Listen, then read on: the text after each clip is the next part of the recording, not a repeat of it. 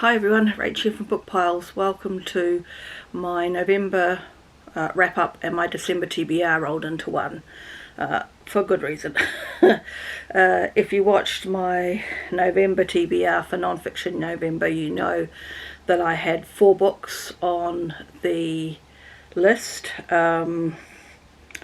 Slaves in the Family, Never Caught, Princes in the Tower, and I can't think of the 4th one off the top of my head because I can't see it. I only read one book. I read Slaves in the Family by Edward Ball. It took me a long time to read through no fault of the book, just me. I probably should have just stuck with reading historical fictions and not tried to venture out, but I like the idea of non-fiction November and having a dedicated time where if you haven't picked up anything non-fiction along the way, you can read it in November. You know, not that, you know, it's gospel or anything like that, but I like the idea. So I tried to do it, but I only got through one book. That being said, it's a decent size, but that's no excuse. I still should have been able to read this in a week quite happily. I found this really interesting. So the story or the book is about Edward Ball searching for descendants of slaves his ancestors used to own on rice plantations in South Carolina. And I found it really interesting about how the paper trail within his family was corroborated by the oral history of the slaves' families. Oh, one moment. Apologies for making you seasick. That wasn't you, that was the camera. That was my attempt to not have to haul out the cat tower, which is what I typically use to prop the camera up. I was using a drawer, and that has worked for a while, but obviously not today. Oh, right, anyway, now I need to rearrange and get organised again. So what I was saying is that I found it very interesting that the paper trail within his family kept heaps of records. There are generations where there are gaps in the records, but a lot of the ancestors kept meticulous records, and those records have survived the centuries. And so how the paper trail within the family from their side of slave keeping was corroborated by the oral history of the descendants of the slaves themselves. And yeah, I just found that interesting. I liked, or I was interested, I'm going to use interested a lot, which is my lack of education, to choose other words. It was fascinating how he was able to tell them more of their ancestry. So some of the elder generations of the slave descendants could go back to a slave within the plantation, but he could take them further than that. So his family arrived in South Carolina in the late 1600s. His descendant came from Devon in England, and the slave owning began at that point in time. And so the records began pretty much around the turn of the 1700s, not the 17th century, the 18th century if you like, 1700s. And so while some of the descendants of the slaves could go back to a great-great-grandmother or grandfather, he could take them back further than that. And that was, I thought, was interesting. I should put a ding every time I say interesting, shouldn't I? That's a new concept for my editing program. Really interesting. I mean, I just did it again.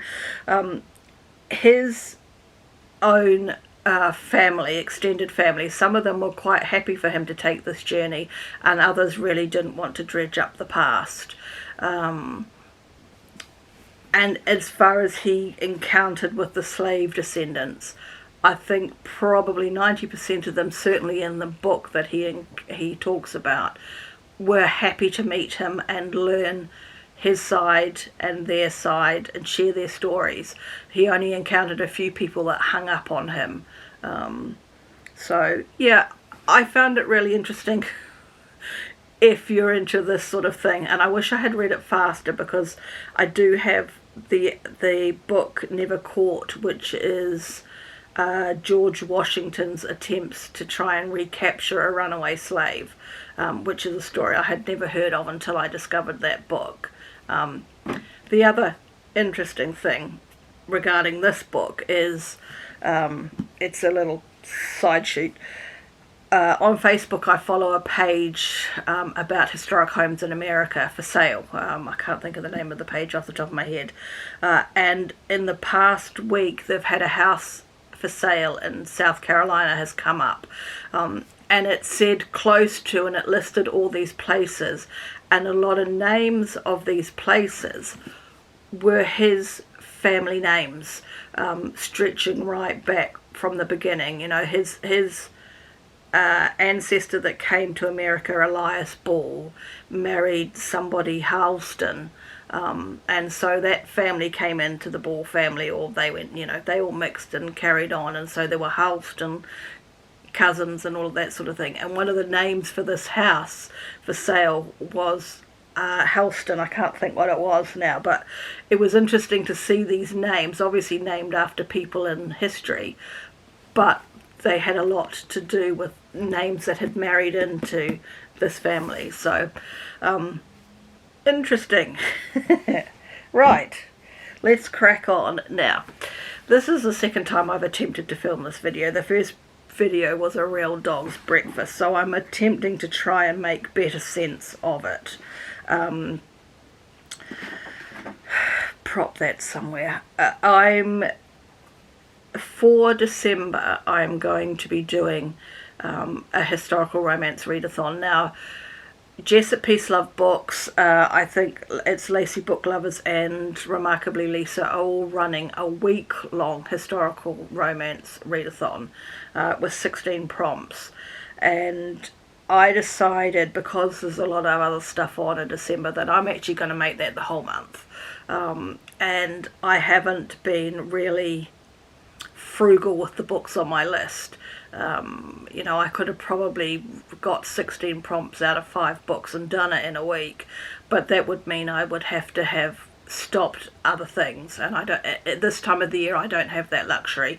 In the winter I can, because there's not a lot of external stuff that needs doing. So I decided that I'm actually going to make the readathon a month long, and yeah, I've got 10 books for the readathon, and I've got another 4 that I actually need to read before I read the readathon book. So quite a lot are on the Kindle, and I do have a new editing program, and it should be that I can stick, can't get my hands right,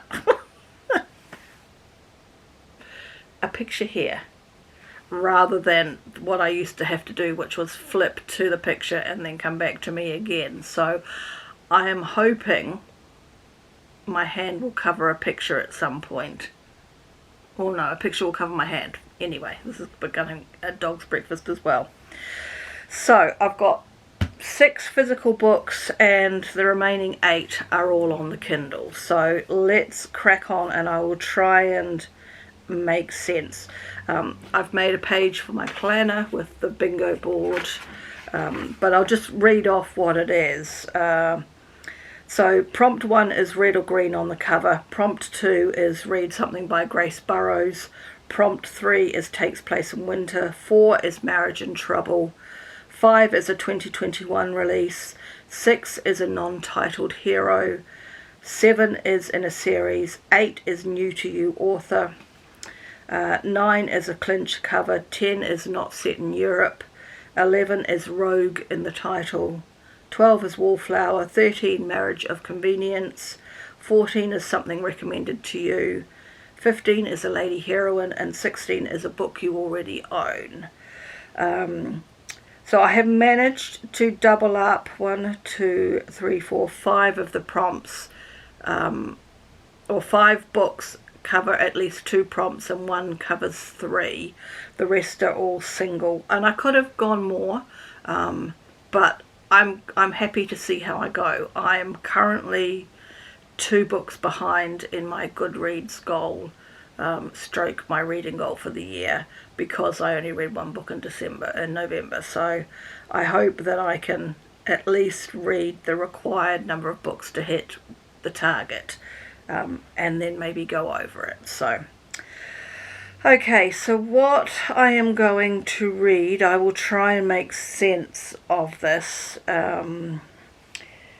Now, I've got to figure out which is a...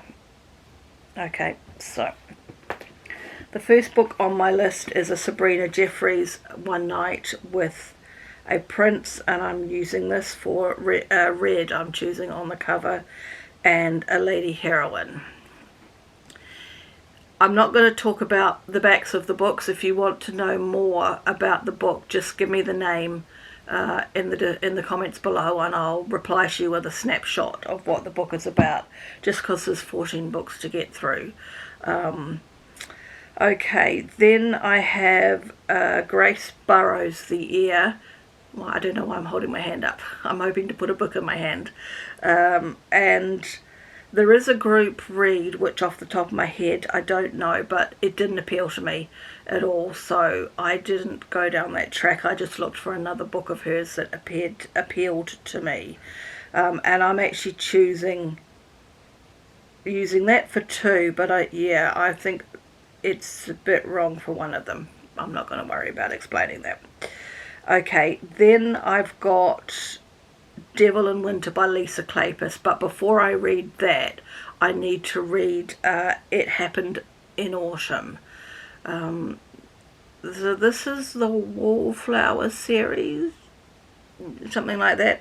I've read 2 of the books already, so the sort of the half book that starts it after the magic, and then the summer one I've read. So I need to read It Happened in Autumn first, which is not in the TBR for the readathon, to then read Devil in Winter, which is in the TBR for the winterthon. So I hope that makes sense. So that's how I'm operating. I've got 4 books that are not part of the readathon, but they need to be read before I read the books in the readathon, because I like to read things in series or in order. So that's Devil in Winter is going to cover takes place in winter, in a series, and Marriage of Convenience. Then I have Eloise James, An Affair to Remember. No, why do I keep saying that? An Affair Before Christmas, and that's for Marriage and Trouble, but that is a second book in the series. So I've also got, what's the other one? The first one is Desperate Duchess. I need to read that before I read An Affair Before Christmas. For the 2021 release, I've got The Marquess Goes Down, and that is also a book 2, and book 1 of that is To Dare the Beastly Duke. So I need to read that first, and then the other one that's been released. It was released in November. For not set in a non-titled hero and not set in Europe, I've got Morning Song, which is a book that I picked up at the book fair at the weekend, and this is set in Mississippi. So that covers 2 prompts. I haven't gone over it. No. Okay, Morning Song. Then I have got, for a new to me author, Let It Be Love by Victoria Alexander, and that's also set at Christmas as well, so that helps for that one. It just gives me a bit of a Christmas read. Then for 9 and 12, Clinch Cover and Wallflower. I have got Wallflower Gone Wild by Maya Riddell, and this is a book 2, so the first one is The Wicked Wallflower, so I'll read that and then I'll read this. I don't think this is not specifically a Christmas book. Then Rogue in the title. I have got Ready Set Rogue by Amanda Collins. This I picked up here at some point. It looks like it's a new book. And it also doesn't look like it's that long. It's under 300 pages, so that if I'm in the right frame of mind, I could get that done in a day. And then the last one is a book you already own. I went for this, which I'd picked up at the book fair at the weekend, Home for the Holidays, because it's got a holiday bent, a Christmas chair. So I've got a couple, at least four of the 14 are set around the winter Christmas time period. I don't think off the top of my head any of the others are, but that's not actually, other than one prompt takes place in winter, it's not a requirement anyway. I just wanted to add in a little bit of Christmas magic. So so that is my very ambitious TBR, and today is the 3rd of December and I haven't started a book yet. So I need to crack on today and get a book started, if not finished. I need to be quite, I need to make sure that any downtime I'm not surfing YouTube trying to find a video to watch, I'm actually reading. So I'm curious to see how many of the 14 books on the TBR I can actually get to. So that is my plans. Is anyone else doing the historical romance readathon? Drop some books down in the comments if you are, what you're planning to read. And I will catch you soon. I do have a whole pile of videos I want to make for December for the channel, wrapping up the year, the goals, hopefully a fun little video. So you will see me maybe even twice a week in some instances. I just need to get my head round what I need to film, and one of them I need to do a little bit of work on the pre-planning ready for the video. So I hope it'll be fun. Anyway, I will catch you soon. Bye for now.